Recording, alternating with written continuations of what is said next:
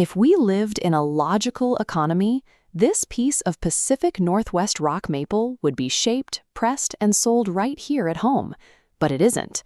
Back in the 1990s, the political establishment struck trade deals like the North American Free Trade Agreement, or NAFTA, a treaty designed to eliminate barriers to trade and investment between the US, Canada, and Mexico. They argued that removing these international trade barriers would make everything cheaper and more efficient. Look at this map showing the actual journey of this wood. We harvest the lumber here in the US, load it onto a cargo ship, and burn fossil fuels to transport it 15,000 miles across the Pacific Ocean to China, manufacture the product, and then ship it another 15,000 miles right back to the exact same American consumers. We waste all of that energy and time for one highly specific reason.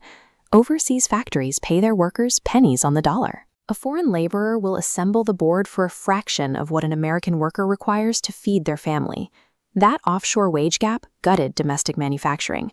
Over the last 15 years, the American skateboard industry went into freefall. Steel mills, processing plants, and local factories shut down because they simply could not compete with foreign poverty wages. When you stop pressing boards locally, you lose the manufacturing jobs. Without those jobs, you can't sponsor professional writers. The local culture dries up, and the domestic e-commerce businesses built around that community go bankrupt. You get a cheap $35 imported skateboard, but you pay for it with your neighbor's livelihood and the collapse of your local industrial base. To fix a broken equation, you have to change the math.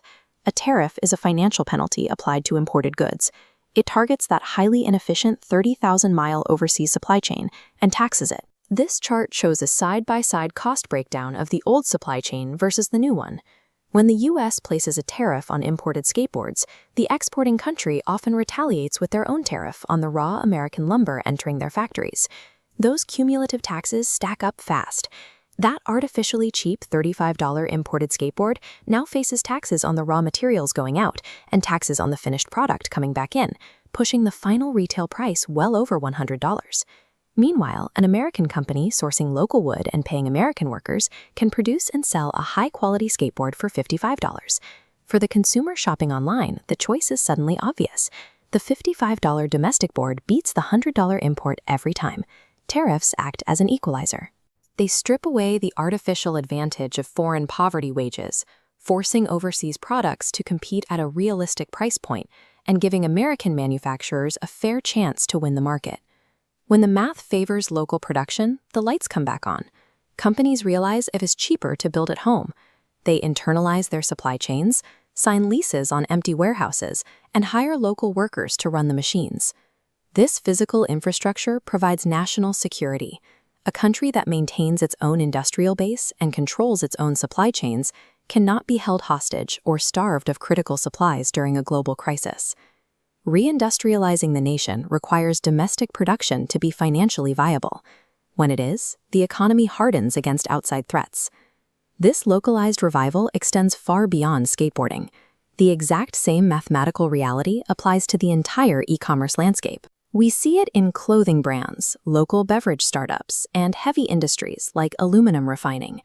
It is true that in the short term, buying the absolute cheapest, lowest quality items from overseas megasites will cost you more at checkout. This line graph illustrates the trade-off.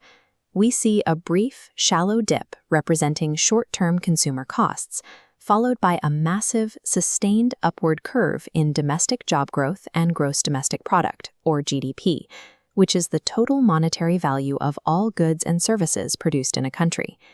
That upward curve represents a self-sustaining ecosystem. When citizens hold stable, well-paying manufacturing jobs, they actually possess the disposable income needed to purchase the very products they are building. We have a choice. We can keep sending our raw materials on absurd global vacations, or we can embrace policies that make building things here profitable. Support domestic e-commerce, buy local, and let's put our communities back to work.